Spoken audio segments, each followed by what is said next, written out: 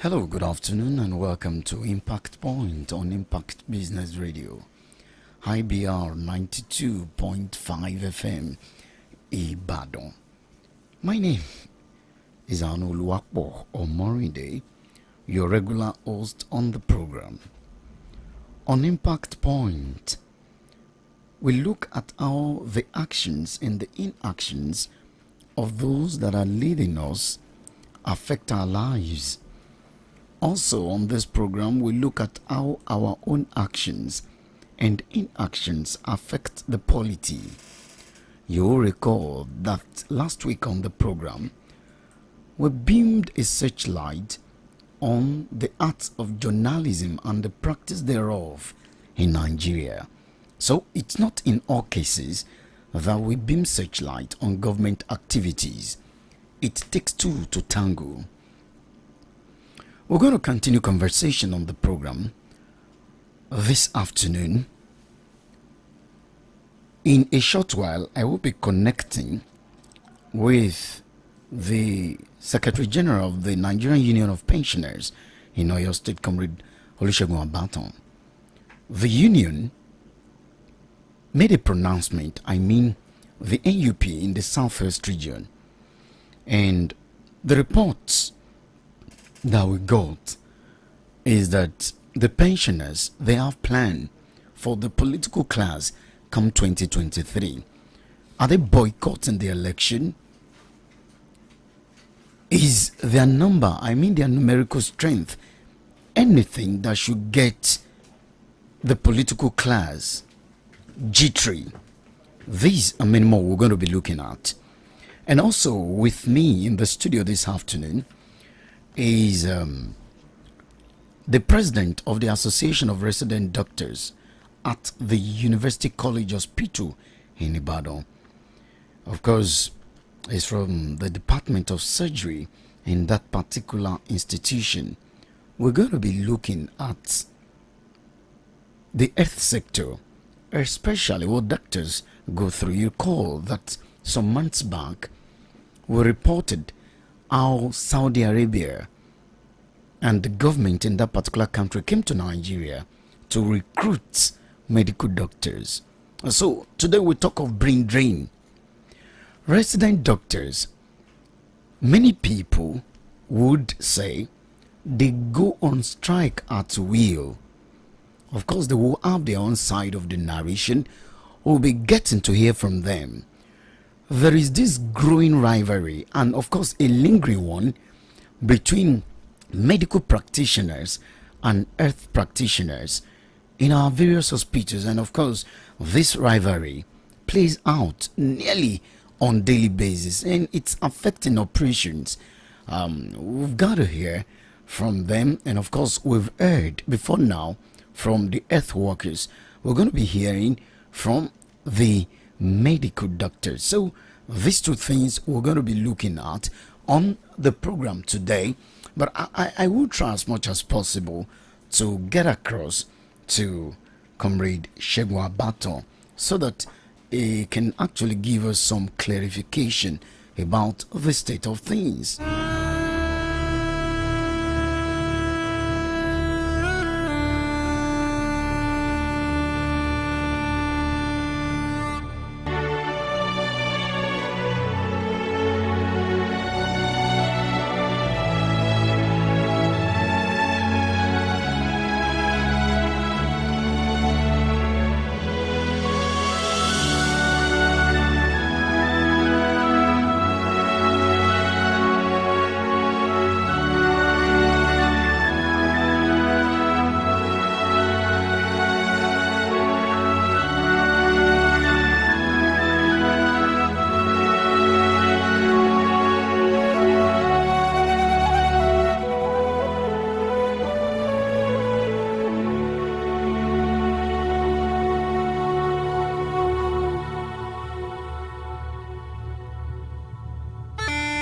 Alright, welcome back everyone. Let's see if we are connected to Comrade Olusegun Abaton already.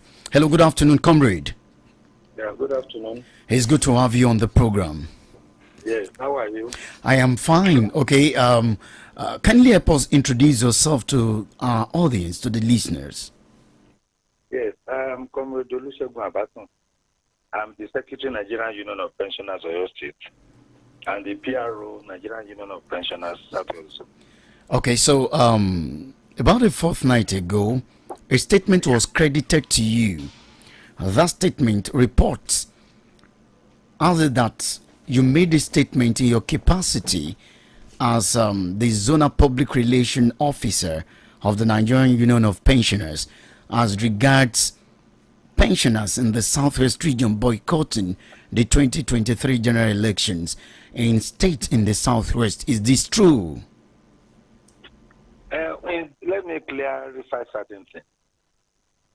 The Nigerian Union of Pensioners Southwest Zone met and discussed a lot about the issues of pension and gratuities, and was shocked at what happened. Then we decided that pensioners should vote, but that pensioners should not vote those governors or the parties that are owing them money. As I speak with you, in Osun State, pensioners are being owed humongous amount of money. In Ekiti State, those states, Ogun State, they are being owed billions of naira in gratuities and pension. Now, will you now say those that are being owed money should vote for their traducers, those that are punishing them? Except, of course, if luckily between now and 2023, that's a long time to now. Except they can muster their fund and pay our members what they are owing them between now and the next election period. If the governors can do that, we'll vote for them. If their parties can bring money through donations or whatever, we will vote for them. Okay. You don't expect somebody that is hungry to still vote for somebody that is making him hungry. Is your union partisan? You know what? Is your union partisan? With this kind of declaration, you sound partisan. Nigerian Union of Pensioners is a non-political, non-religious organization. I think you understand. But this is not a matter of partisanship. It is a matter of life and death. Many of our members have died of hunger, penury. Many have died of inability to buy simple medicaments to take care of themselves. Now, what is partisan in? If I have if I am a woman and I have a husband that is beating me blue and black every day and is not taking care of me, and you still want me to be there, will that not husband kill me one day?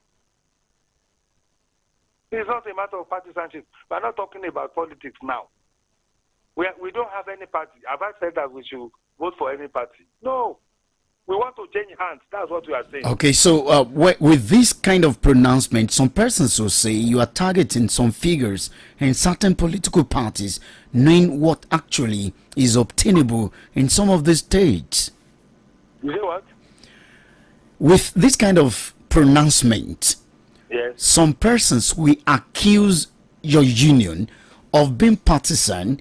Now, in the sense that they would say that you're actually targeting some states, knowing what is going on, knowing fully well. Let me tell you, maybe you have not heard about this.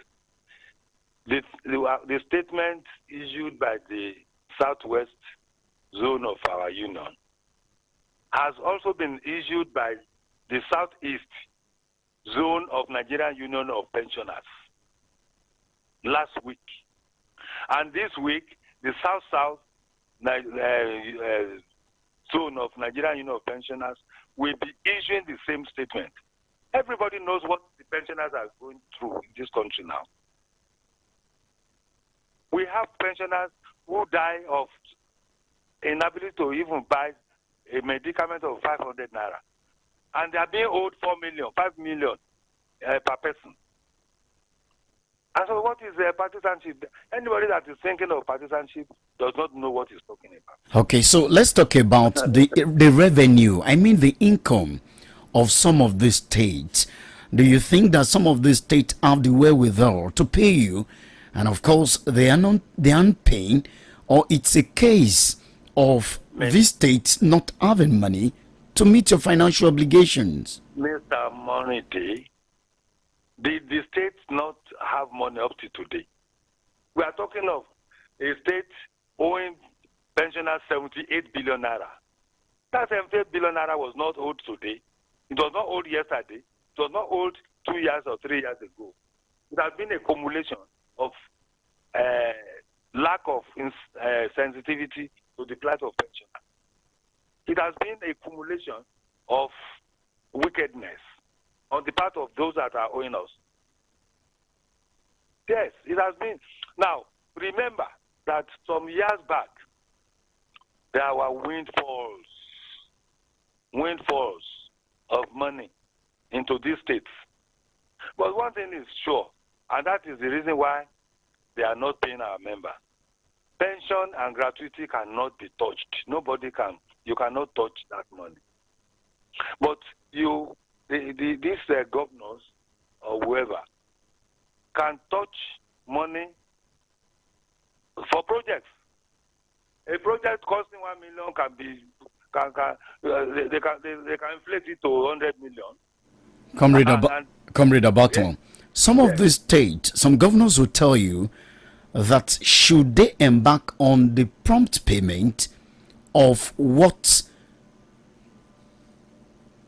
their states, can you hear me?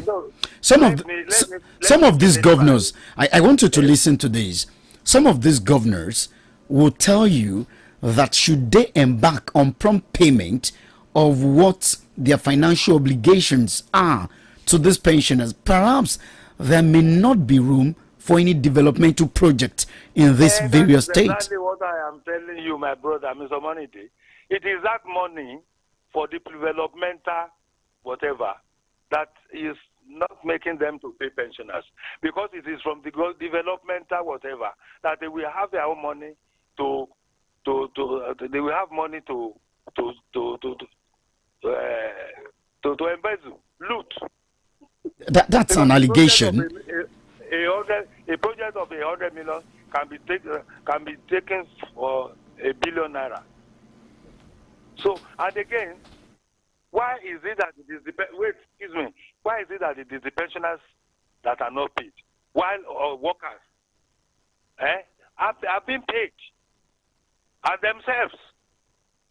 You remember that in your station, I've been there before, and I have said it, that this presidency that we are running is too expensive for Nigeria. It's too expensive.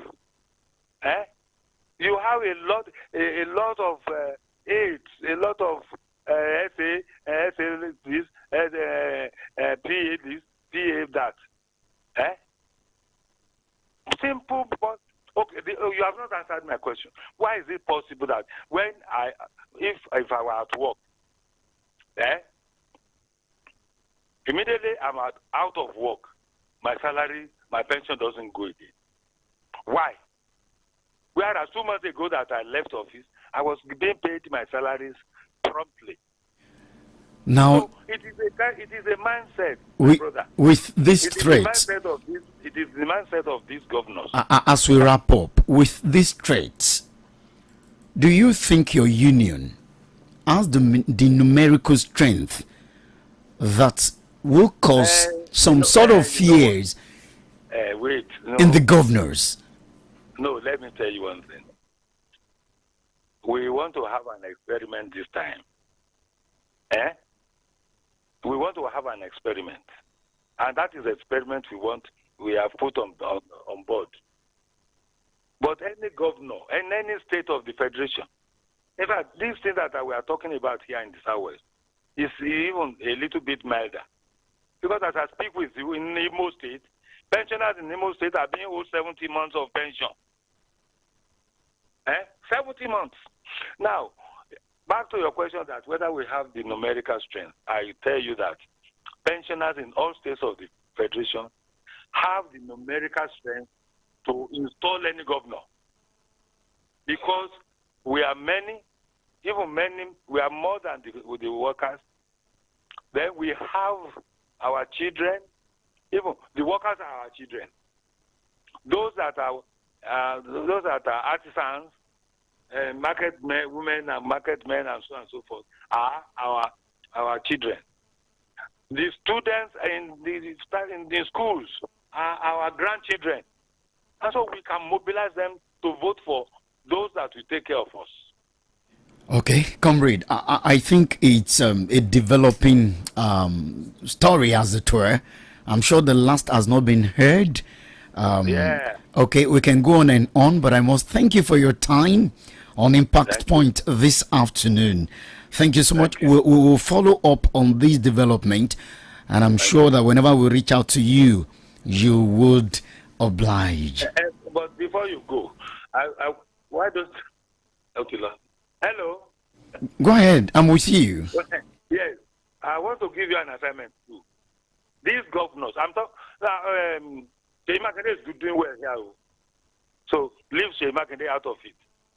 These governors that we are talking about, go and meet them and ask them why have they singled out pensioners for punishment, for not paying their entitlement. People who retired about a month or 2 months ago, and immediately they are out of job, they are not entitled, or they are not paid their entitlement. Ask them. Noted, Comrade Segun Abaton, sir. Thank you so much. Thank you so much for your time on the program. Okay, that was Comrade Segun Abaton, the spokesperson of the Nigerian Union of Pensioners in the Southwest region. He's the General Secretary of the union here in Oyo State. Let me welcome Dr. Samuel Hisele to the program. Thank you so much for your time. Thank you. Good afternoon. It's good to have you, Doctor. Dr. Samuel Hisele is the President, Association of Resident Doctors at the University College Hospital, Ibadan. Okay, it's good to have you once again on the program. Let me start with this.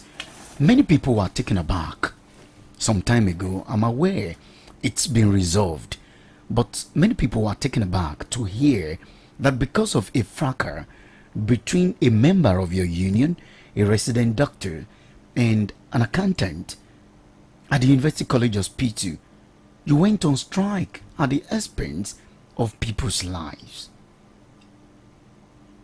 Thank you so much for that question, although I told you that as an individual and as the president of the Association of Resident Doctor University College Hospital, that I won't be engaging in discussing this issue on air, but it's important for you to know that that was not the first case, and that in the course of 3 months we've had 3 of such cases, and that the subsequent way the previous one have gone necessitated that action. I think when any man is not safe in his work environment, the action is for self-preservation in the first instance. So I think what the resident doctor did at that time also preserve their life and ensure that they could have a family to go to and will be able to take care of the generality of the people in the southwest region of But Nigeria. it's been resolved now. Well, the matter is being resolved. We believe in the management's efforts so far in ensuring that the truth is brought to light, because somebody, 4 persons indeed, beat up a doctor. So it was a 1 person against the other, but 4 persons beat up a doctor. But I think the management is on it. I will give them all the benefits of doubt to see that it's resolved. But there's this issue. In my introduction, I talked of the rivalry between medical doctors and earth practitioners is becoming, okay, for those who are familiar with the operations of the hospital, it's a recurring thing. This rivalry between a medical doctor, especially the resident doctors. I'm going to tell you something that one of the workers, who is not a medical doctor but a top ranking worker in the hospital, said. He alleged that resident doctors, in the course of their duty, they are pompous, they are arrogant. All of these are allegations, and that they want to control people who perhaps have started working in the hospital setting long before they gained admission. This is an allegation against a resident doctor, but it is one that plays out every now and then in our hospital. Yeah, thank you so much for telling us this. It is not something that we're very well aware of this notion. First is that there is no rivalry between any doctor and other health workers, because we are not at the same pedestal. No, that is exactly what they don't want to hear. Because it is the truth. It is the truth, because a doctor went to the university to study medicine and takes about 6 to 7 years and sometimes 13 years to become a doctor. And in our job description within the hospital setting, the doctor is a doctor. And like I told somebody some time ago, a lot of us, including them, they don't go to the hospital to say, I want to see other health workers. They basically come to the hospital to see the doctor. And if that's the case, then there is no cause for defining who is the head of the health team. And to us as doctors and leaders within the health sector, and indeed leaders of the medical doctors, we don't believe there is a rivalry between doctors and not doctors, because the place of the doctor is well defined before now, and the doctor heads the health team. And as such, those who tend not to understand their place in the health sector would feel offended if, for instance, a resident doctor who just came in, by their definition, came into the resident program a year ago, gives them an instruction, who have been in the system for maybe 20 years. How do I mean? I will give you a practical example. While when we finished medical school, one matron, a clinical staff in the nursing department, whose daughter was my classmate, had one of us had it was important. It was as part of his duty to tell the mother of our classmates to do something for a patient. And then she felt offended. You know, when we bring in the culture of our various ethnicity into the workplace, we misplace the priority place in the treatment of the patient. The doctor, as the close of his 6 to 10 years of study in the university, is trained to know what to do for a patient at all times. And every other health worker within the space of a hospital is expected to see to it that that instruction is carried to the latter to ensure the health of that patient. So it does not matter if a man who is cleaning the hospital, the janitor in the hospital, stays for 20 years, it will not make him somebody to diagnose a patient who comes with a headache. And no matter what, sir, I would say if you go to the hospital and they tell you that the nurse or the laboratory scientist or even the pharmacist is the one seeing you for your complaint, you will ask for a doctor. Am I right? No, I want a vocal response. You know, that because we all go to the hospital. And when you go to the hospital, a lot of us will not say, oh, will not be comfortable. The nurses take your vital sign, tell you, okay, go home, but I want to prescribe for you. A lot of us will say, no, I want to see the doctor, because you know the place of a doctor. So the doctor is that person that is trained to know what is wrong with you and trained to, attend to that problem. But he needs other health workers to ensure that that is done. And that those health workers are the supporting staff of the health sector. And you should not under any circumstance try to think that that is not what it should be. Because what we see in Nigeria doesn't really happen anywhere in the world. And a lot of us, including them, I can tell you the person that made that statement to you, if he has a headache, he will come to me. He will treat himself. And most times when they treat themselves, treat their relative, and they get things complicated, they come to us.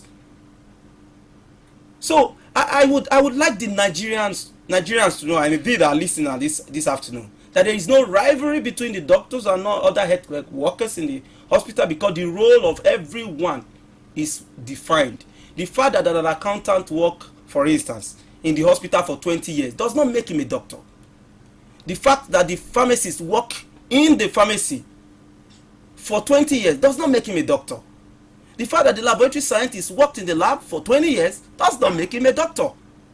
So the number of years does not equate to the level of knowledge and what responsibility you are given to do in the course of managing a patient. So that is the place that this issue of pompousness, doctor being arrogant, being come into, because if you know that your roles are well defined for you, then you will not be worried what instruction you are given. Let me tell you one of the things they have said.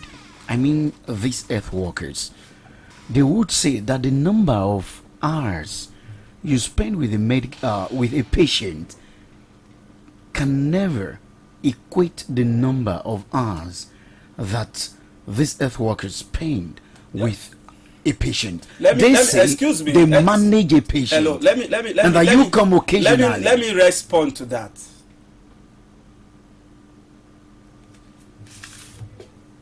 The number of hours on what statistics?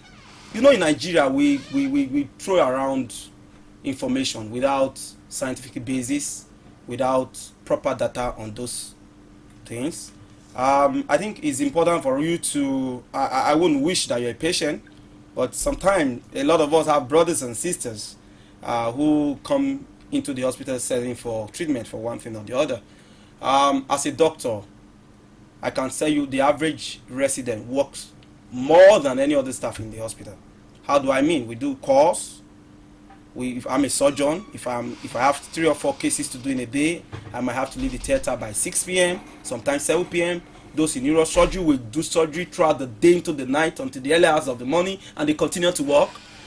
So I think what we do is that what we can do is to get independent body to do a work time analysis of who works in the hospital, because somebody who comes 8 o'clock and sometimes they will come late and come 9 and goes home by 4 is telling you who has been in theater from the first 7, maybe 6, 8, or sometimes in emergency. So I think people just come and say things that will buy sympathy from the masses to further their cause. Okay, let me ask you this. You know, when President Muhammad Buhari came on board, before he appointed his ministers at that time, I was invited to a press conference, and under a particular aegis, the earth workers spoke in unison.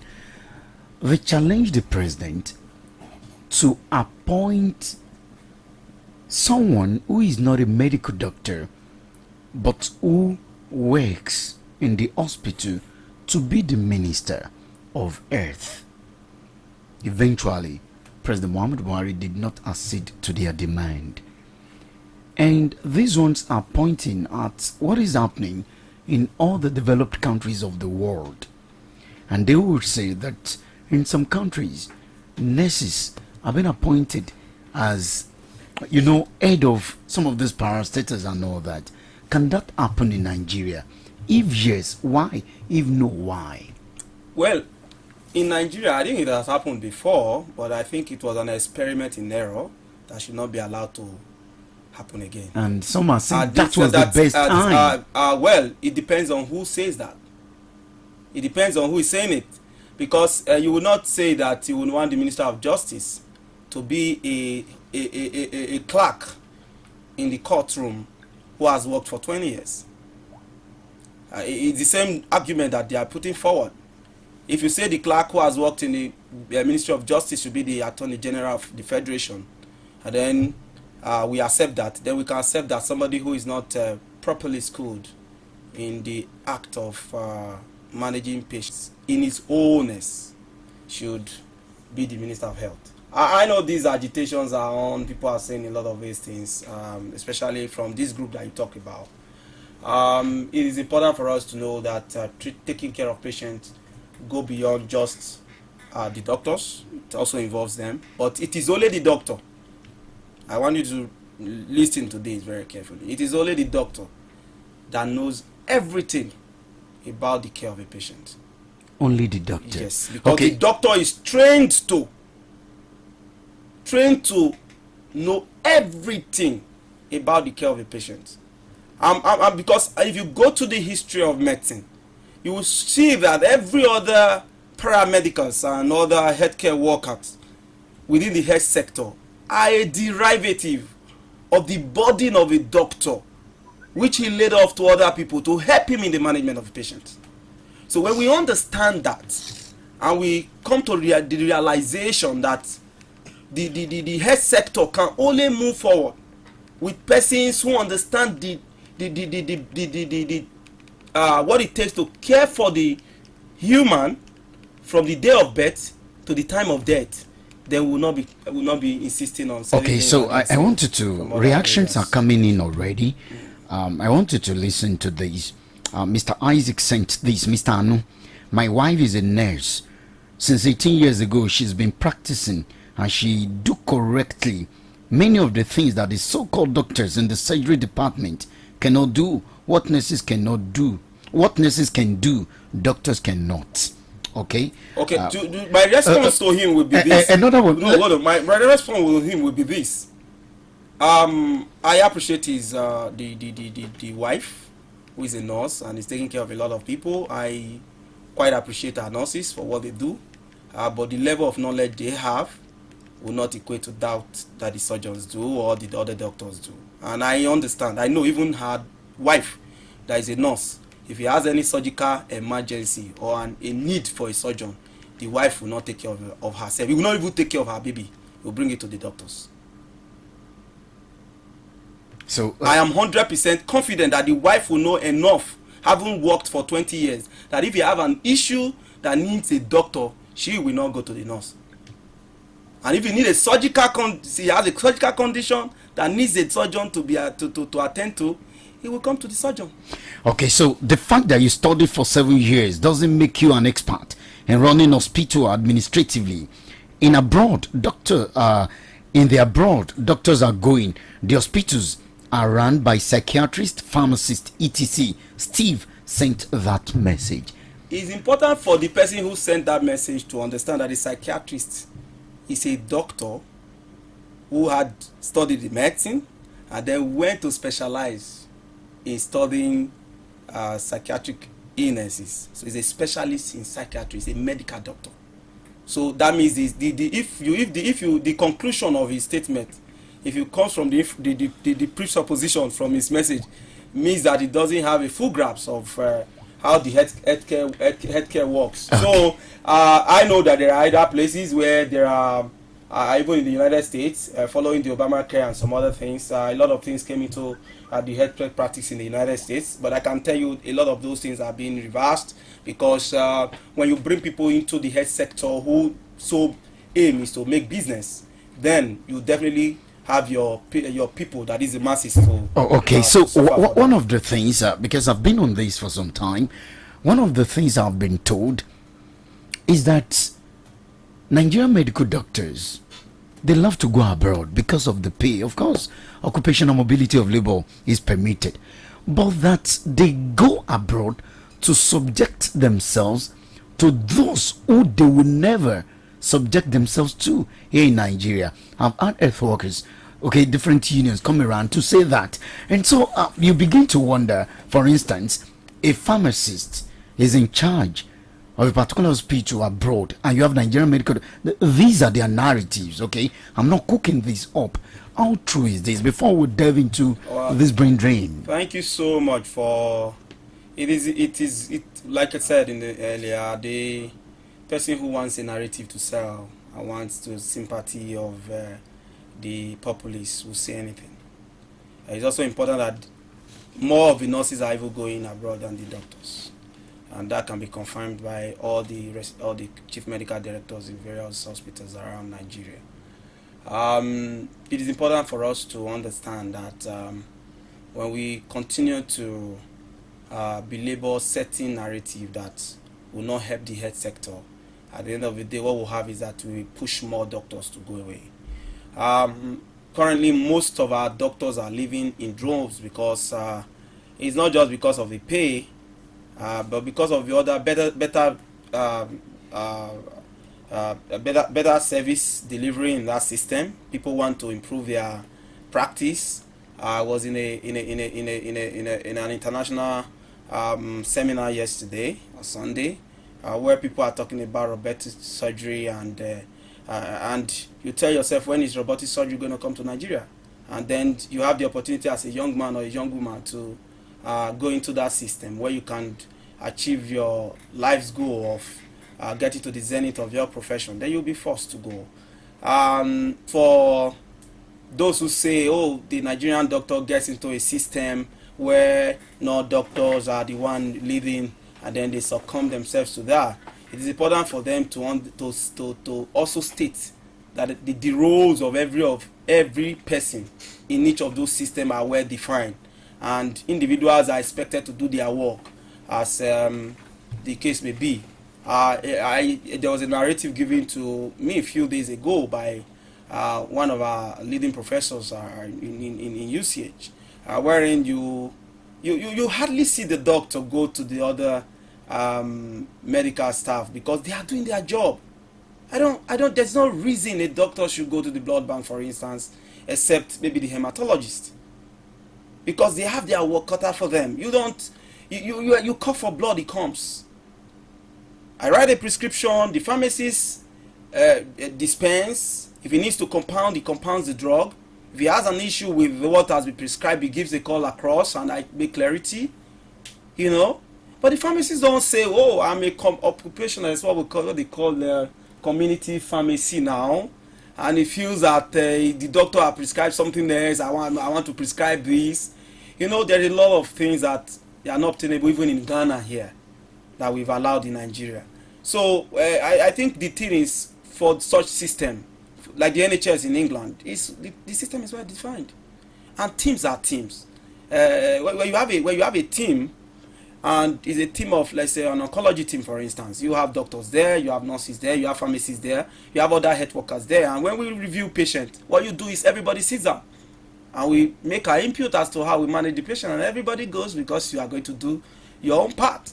But when our system don't have that, and the doctor is forced to ensure that others do their job, then it becomes as if you are ordering people around. It becomes it seems as if you are giving people instruction on basic things that they are expected to do. The thing is this: for resident doctors that come into a system, I once told one of my guys, why is these people, there's this lackluster attitude to work, you need to push everyone to get things done, why is this? He said, well, for you are living in a few years time, you have a time bound program, you want to get your samples done, you want to get your patient sorted out, and then have a patient sorted out, and then you want to go. But for them, it's a permanent job.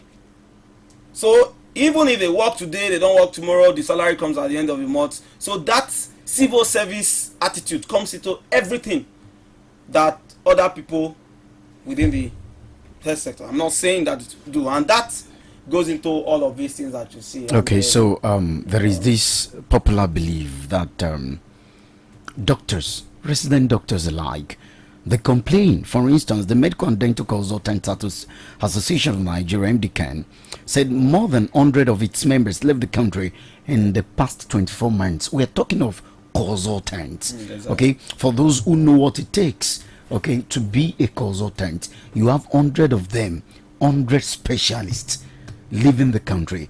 If I ask you how many of your friends have left, I'm sure maybe senior colleagues or something, you would give me names as it were. How do we stop this brain drain in Nigeria? But the belief is that doctors' needs are insatiable. There are those who believe that among all the professions and the professionals practicing in Nigeria, medical doctors belong to the league and category of those that are relatively well paid than others, yet they still believe, no, we are not being properly treated, we are poorly paid? Thank you so much for that question. And then when you talk about being relatively well paid, it's relative to what? So the basis of relativism will be defined by what comparison you are making. And the comparison you should make is in respect to those places where the doctors are going, not to those other professionals within the Nigerian space. How do I mean? If Saudi Arabia is coming to pick your doctors and your specialists, then you should ask, how much is Saudi Arabia offering to these specialists and the doctors? In order to reverse the brain drain, is to look at that and say, can we do comparative to Saudi Arabia in payment of doctors? Give them more money. Exactly. Increase their pay. Like ASU is on strike. That is what I'm saying. But if you argue from the point of other professionals, then you can't stop the brain drain, because they are not going to other people's job within Nigeria.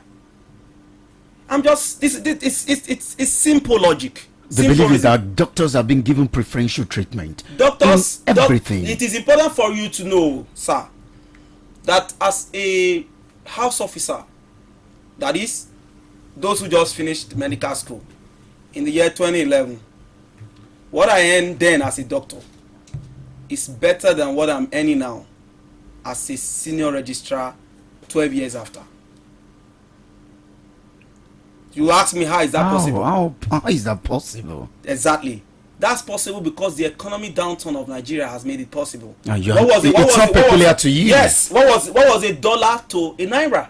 As at then, around 90 something, 100 naira to $1. So I could comfortably say that I was being paid up to $1,000. But now, as a doctor, I don't get up to that. As a senior registrar, 12 years after, then you have somebody in Saudi Arabia who is offering somebody $3,000, $4,000, $5,000 per month, and you say it's not going to go. Then those of us who decide to stay because of the love of the country and all of that, you're comparing us to other professionals, then we are not ready to reverse that trend. And then beyond that, insecurity. Do you know how many doctors have been killed? I'm sure a lot of us know about Chinere that trended on the social media, on the train. A young girl, a budding doctor, who even was on her way, from the information we got, on her way out of this country. He was on the train. She was shot dead. She graduated sometime around 2015 or 2016 in University of Port Harcourt. So insecurity, you will say, yes, it's not peculiar to doctor. But that's what we are experiencing in Nigeria. I was about saying that. Yes, it's what we're experiencing in Nigeria. So when you are not secured, you don't have good food, the quality of life for both you and your children is threatened. Every human instinct will ask for the alternative. And that alternative is what is driving our people away.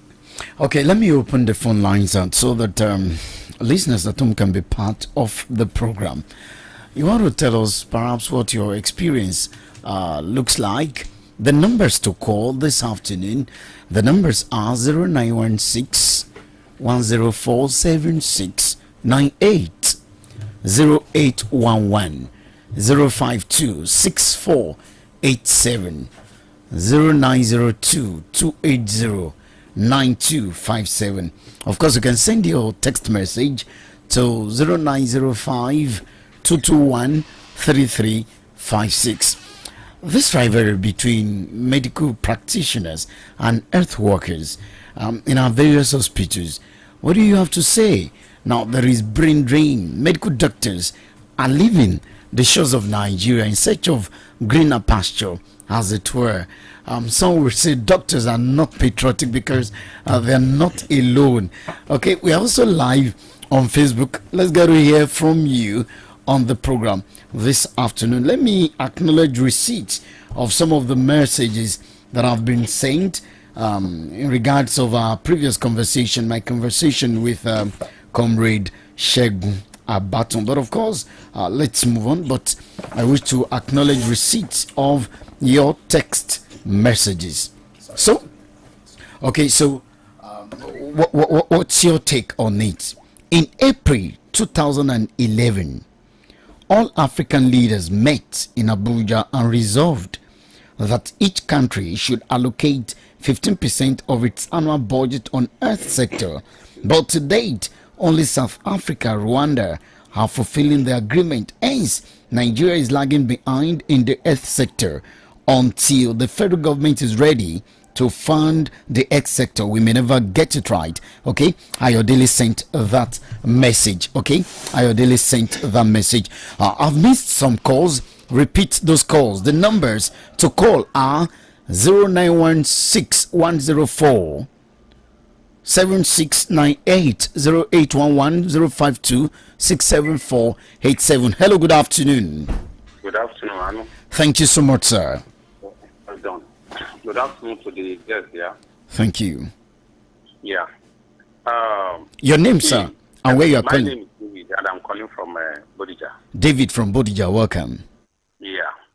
You see, it's not easy to train a child to become a doctor. Even when they are in school, government is not supportive in any way. They are not even encouraging our children to go to school. So if I now suffer labor to train a child to become a medical doctor, and he finds a better pay outside the shores of Nigeria, I will encourage him to go. So if they are not even doing anything about it. It's like even the ASU strike, they are behaving as if it does not concern them. So instead of them to sit to ASU strike, they are now approving another 12 private universities, which by the end of this you find out majority of those universities will belong to them. So we cannot blame anybody. Even them themselves, they are not patronizing the hospitals here in Nigeria. They go abroad. So let them go and patronize the children they are going to keep there. So they will give them they will pay the higher amount to get treated. Our own children will benefit from it. Thank you very much. Okay, Mr. David from Bodija, thank you so much for your time on the program. Except that some persons will not agree with your narrative. Everybody is talking about patriotism. Okay, you want to? Yes, I want to respond to that. Thank you so much, caller, because that's an app and a very good capture of the situation, because a lot of us had to go through school with the help of our parents and all of that, and when you stay back and you see your mates doing quite well, you'll be forced to want to take that decision. It's also important to know that we all go to the same markets, and even at some other time when they know that you're a doctor, even the average Nigerian would want you to pay even a higher price. I mean, that's the mentality out there. So I think the thing is reversing the brain drain would include the ensuring that what one of the messages you read is done, ensuring what is for health in the national budget according to the Abuja Declaration is done. We've never got to half of that in the course of that declaration that was even done in Abuja. And like the man that called in said, they don't see most of us in Nigeria when they are sick, the leaders, because if they use our system and they are subject to what the average Nigerian pass through in respect to the health sector, they will know that paying doctor better, ensuring that there are instruments and materials to work within the hospital space, ensuring that we have the necessary diagnostic equipment will be done. Okay, without, so many of these people who travel abroad in search of medical attention will tell you, oh, we believe we will be better taken care of. And you begin to ask yourself, many people had said it in the past that Nigeria parades perhaps the best ends, the best medical ends. How come these people are still traveling to India, to Egypt, Saudi Arabia in search of medical attention? Isn't that an indictment on Nigerian medical professionals? No, not at all. I think if you look through who they see outside of India, Egypt, and the other place you mentioned, if they go to the UK, if they go to the US, they are likely going to be treated by a Nigerian doctor. They are likely Yes. in a foreign land. Yes, who has migrated. I wonder what the conversation will look like. Yeah, the conversation is that you didn't put the necessary equipment for us to get to do this thing at home. That's the truth, because most of our doctors who left the shores of this nation to other places. Hello, good afternoon. Good afternoon. Thank you. Thank you very much. Thank you so much, sir. Let me appreciate you for our first resource person, that is Mr. Abati. We will really need him to come back for a full program. Then on this other one, I am on my own as a primate because of humanity. I want to beg our resource person to please transform himself to a person that will show tamper justice with mercy. What is the way forward? Is strike the best option according to your job? What is the way forward? And for God's sake, I may know, that is the second part of my question. After you have dealt with the issue of the way forward, then if strike is not an option, what is the best way we can keep our doctors here? How can we start having our doctors here? Good afternoon, Anu. Thank you for Okay, except that you didn't tell Nigerians your name, sir. Hello, sir. Oh, okay. That was Primate Shitu from Ijebu. Okay, you heard him. You can also be part of the program. 0916104768, 0811052647, 0902-280-9257. These are the numbers to call to be part of the program. So Primate Shitu from Ijebu asked you some questions, and of course, apart from you talking about the way forward, can you temper justice with mercy? That was his plea. I would love to ask you one or two questions before we wrap up, but attend to that first. Thank you very much, Primate Shitu, for that question. Yes, of course, we would. Our primary responsibility is to our patients, and we do everything within our power to ensure that we don't go on strike, because when doctors go on strike, life is involved, and to us as leaders in the health sector, one life is 100% for that family, and as such we usually will not go on strike unless we are pushed to the wall, and that in the past few years has happened to be the only language that the current administration understand to a large extent. When I mean administration, the federal government, because unfortunately, what would reverse this, which is the second question, what will reverse this brain drain and ensure that our doctors attend to us or stay back in Nigeria is, I think, I would say the opportunities be presented to Nigerians again to elect a government that will represent every one of us and ensure that we can start reversing these trends. How do I mean? If we fail again in ensuring that we get the right leadership, which has remained and continue to be the bane of our underdevelopment, then we will not be able to get it right in every sector, because the ASU is on strike. Other persons, the pensioner just complained. I remember my father was a retired principal, and they all complained till they went to their grave, and years later, pensioners are still complaining. So it means that we've been doing the same thing over and over again, and they say if you do the same thing over and over and expect a different result, you're likely not telling yourself the truth. And to that extent, I believe that one thing is opportunities be presented by the next elections for Nigerians to ask questions and say, who do we really want? I'm not campaigning for anybody. I'm not in any political party. But I think that that's where we should start from. And when we start by having the right leadership, excuse me, by having the right leadership, they will be able to now put every sector of the Nigerian life into the right perspective. As we go on the program this afternoon, you talk of poor funding, equipment and all of that. Is it that Nigerian government is not pumping enough money? Now, should we be blaming management of tertiary institutions, tertiary health institutions, or we should be blaming the government? Whose responsibility is it? So because I know that government votes allocates money to hospitals, the management may decide to do something else with it, but at the end of the day, everything boils down to the government. How does it work? Well, I will not hold brief for any management or the federal government, but I will tell you that it is highly unlikely that a management will divert a fund meant for a particular thing to another, because there is a Bureau of Public Procurement, there is due process offices and all of that, and like most of whatever the management is going to do will have a particular order as to the what that fund is supposed to be used for, and I don't think in most instances management of hospital will divert such funds. I think what we should understand is that even the entire budget of Nigeria is not up to the budget of the fire service in New York. That's one thing we should know. So definitely, can you repeat that?